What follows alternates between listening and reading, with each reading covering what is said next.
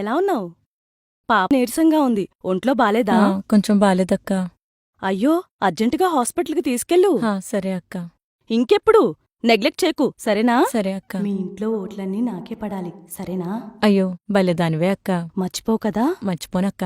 Cinema తారలో ఆకాశంలో తారలో ఒకటే. మనం వాళ్ళని చూసి మురిసిపోవటం తప్ప వాళ్ళు మనల్ని చూడరో పట్టించుకోరు. అర్థమైందా?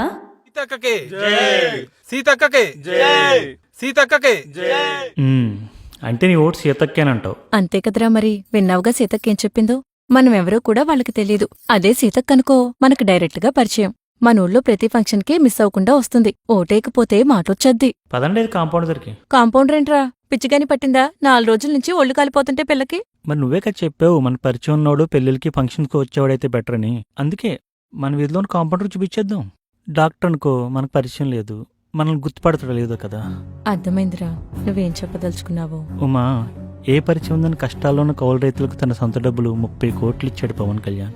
ఏ పరిచయం ఉందని ఉద్దానంలోని కిడ్నీ రోగుల కోసం విదేశాల నుంచి వైద్యులను రప్పించాడు పవన్ కళ్యాణ్. ఏ పరిచయం ఉందని ఎన్నో అనాశరణాలయాలకు కోట్ల రూపాయలు ఇచ్చాడు పవన్ కళ్యాణ్. ఇలా ఒకటా రెండా? అయినా మనకు పరిచయం నాయకులు కావాలో, మన సమస్యలకు పరిష్కారం చూపగలిగే నాయకులు కావాలో మనమే కదా తెలివిగా ఎంచుకోవాలి.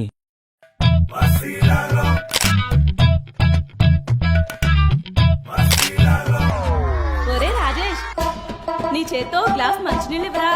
లాస్ట్ టైం నీ చేత్తో మంచినీళ్ళు తాగిన తర్వాతే నేను ఎంపీనయ్యాను.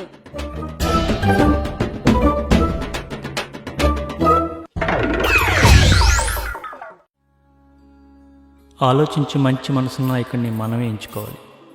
మా తమ్ముడు చెప్పింది నిజమే.